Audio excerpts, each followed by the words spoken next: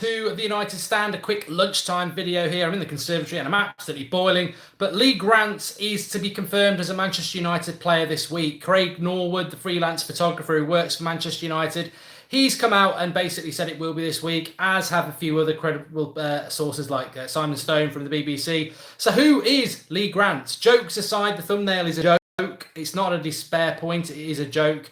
Look. The reality is, I think there's a bit of a storm in a team cup when it comes to Lee Grant. He's a goalkeeper. He's in his mid-30s. He plays for Stoke. He won their Player of the Year in 2017. He's a reserve goalkeeper for Jack Butland, and he will come to Manchester United to provide reserve keeper coverage for Joel Pereira, who is a youngster that we've signed, who is quite highly rated by Mourinho, who can then go on loan and get first-team football. So it's not the end of the world. It's not inspiring. It's not meant to be, and it's not really something, as I tweeted this morning, I don't really think it should be counted as our third signing of the summer. It is officially a signing, but it's not really something that we should all be, counting as something that's going to solve a problem for us. It's not something to get mad about either. I don't agree with people. I mean, on the day that Mo Salah signed a long contract for Liverpool, of course, people are going to be a little nervy. And I think we'll talk about that in a moment, because that is a valid point as to what we are doing in the transfer window. And it's unfortunate that we've had Fellaini on Friday and then we sign a reserve goalkeeper within a few days afterwards, when people are hungry for some real transfer news. But I'm confident that there will be some real transfer news for Manchester United. But Lee Grant, I mean, there's not a lot to add or get excited about or get sad about. He's a goalkeeper. He will be third choice. David De Gea, Romero, and then Grant, and then Pereira will go on loan. I mean, potentially we could have brought Henderson and got him involved. He had a decent loan last year. But I think these young lads, whether it's Sam Johnson stays, is unlikely. But if Pereira's going to stay, if Henderson's going to stay, they need to be playing first-team football week in, week out. And as we've seen at other clubs in the past, you've seen people like Schwarzer and other goalkeepers who just go to clubs and provide that experience. And, it really isn't anything to get excited about, and it really isn't anything to get cross about in relation to the transfer window. Contextually, it doesn't mean anything. I mean, if he was coming in to replace David De Gea, then we'd have a concern. But we've got the best goalkeeper in the world, and this guy is just going to be a backup. And Pravin says it's going to be the signing of the summer. This Lee Grant signing, this is what titles are made of. I joke. I'm not in despair. I'm not concerned. It doesn't bother me, and it's just a third goalkeeper. I think that what the concern is today is that we know with Manchester United that they do take their time to do deals, and the deals seem to get leaked quite early. So Lee Grant is now being leaked and has been leaked for quite some time, and it's not over the line yet. And I think the concern is another week's going to go by. We're not linked to anybody seriously. Nobody credible saying that there's a player about to come in, and we're like, well, we're not the sort of club that does signings within a couple of days. So if we're not even linked or being leaked that we're linked to somebody, how far away are we off actually doing a signing? How many signings are we planning on doing? Many people feel that we need a left back, a centre back, or a midfielder and things like that. And we're just not linked to them at the moment. And time isn't running out, but things do need to start happening. Maybe we're just looking at World Cup targets who are at the World Cup at the moment. I mean, I certainly think in relation to people going out the door, Daley Blind and Darmian, I don't know why they're not gone. Maybe people don't want them. Alexandro, you would think, is not a target because he's not even part of the World Cup. So it is a little bit galling, but at the end of the transfer window, that is when the transfer window is assessed and looked at. And August the 11th, I believe, is when we'll have to assess this transfer window. If it ended now, this would be a disaster. Be an absolute disaster, and I think we'd be fighting for fourth. But I don't think that's where it's going to end for Manchester United. You've got to look at the things like Jose Mourinho signing a new contract, and surely as part of that, he said that he wanted things to be done. I don't think Rabiot will come, Caroline. I know I spoke about him this morning. If you want the latest on Rabiot, actually that was last night, wasn't it? So I don't think he will come. Nightmare TV says, if only we get Fred Dalot, third choice keeper and a marquee signing, I won't regard that as a good summer based on what we need to do. Well, in relation to Dalot as well, I mean, I don't really count him as a signing. I think he's an exciting signing, but he's not something that comes in and improves us next season. SGS has stopped being fickle. FIFA fans overreacting about everything. Use your brains for once. This is a smart buy. Yeah, it is. And I don't disagree with that, but I think that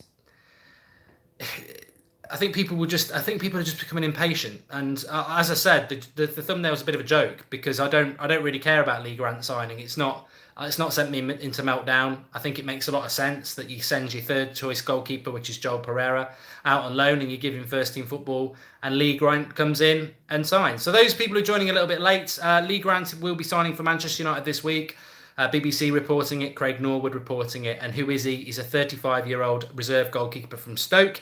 He did win their Player of the Year in 2017. He's basically the understudy for Jack Butland, and he will come to Manchester United, and he will be our third choice goalkeeper. Romero obviously was a little bit injury prone last season. David De Gea is always going to be first choice. Maybe we'll give this lad a few games in the Carabao Cup. But I mean, the reality is, for a third choice goalkeeper or a reserve goalkeeper, you're not going to sign Hugo Lloris. You know, David De Gea is the best goalkeeper in the world. You need him every single game. If he gets injured, you've got Romero. If he gets injured, you've got Grant. And that's basically what Manchester United are looking at. They do need to have three goalkeepers. That's what any big club would have. And this guy, I think it'll be a 1 year. I mean, if you look at his Wikipedia page, apparently he's already signed on a 1 year contract today. So I don't know. Obviously, Wikipedia is manipulated, but apparently it's a 1 year deal. But Sean Fitzgerald, I think, captures the mood really. Is we need to get transfer negotiators, people who get business done quick.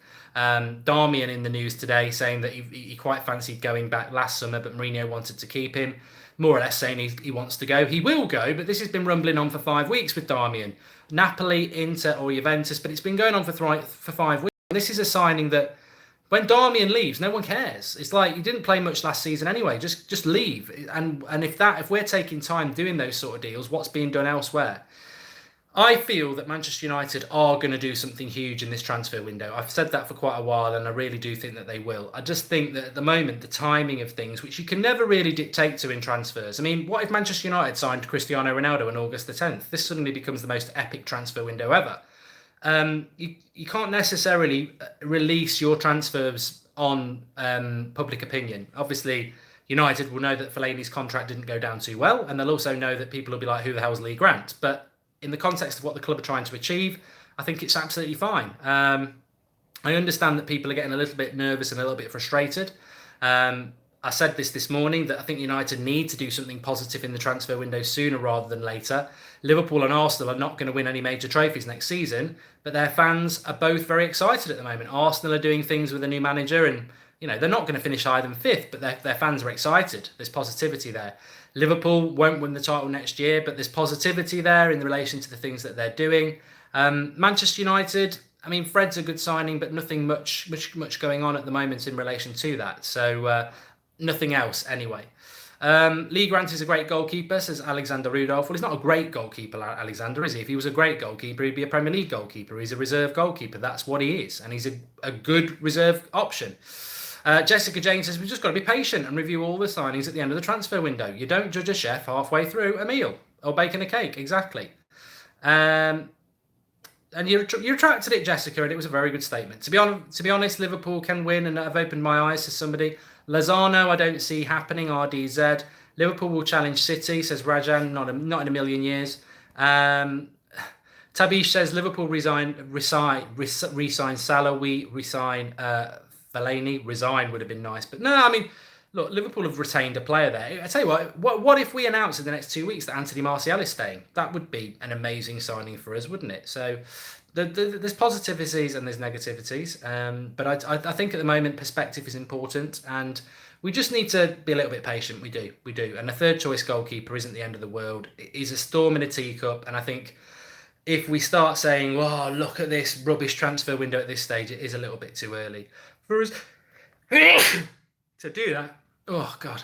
I'm not crying. He's also English, as Callum says, which is helpful in relation to the homegrown talent. So, yeah, no problems. We need to sell just as much as we need to sign, says Werewolf 2003. That's something I'm going to discuss this after on the 9 o'clock show tonight as well. Manchester United need to get rid of some players, and I think Mourinho's under pressure to do that before we start bringing other players in. It's all right getting a left back when you've got two left backs who can play at left back in Darmian and Blind. They need to be moved on. Andrew Ellis says we're becoming a bit of a banter club. We're in a banter moment at the moment, but as I said, it's timings, isn't it? Transfer windows, it's all about timings, and if we end up with 2 or 3 more good signings, then this period that we're not happy about, end of June, start of July, will become irrelevant. It's where we are at the end of August that will matter. I don't think we'll get Malcolm game in FX. I've always thought he would go to Inter. Jake the Killer wants Ander Herrera to leave. Well, if Ander Herrera leaves, then a midfielder becomes an option, doesn't it? Anyway, it's only meant to be a quick video. I will be back at 9 o'clock. Please do smash that like button and give us your thoughts below. I mean, I personally think, all banter aside and the thumbnail aside, I'm not concerned about this deal at all. It is just to allow Joel Pereira to go on loan, who's a young goalkeeper who needs to play week in, week out, which he can't do at United. And Lee Grant's just going to be a training goalkeeper. He's there for the training. That's what it is. We need, you need 3 goalkeepers for training, and he won't play hardly at all. There you go. Thanks everyone for watching. I am doing Brazil versus Mexico in just over an hour on That's Football. So join me for that if you want, or else I'll be here at 9 o'clock tonight. Thanks for watching.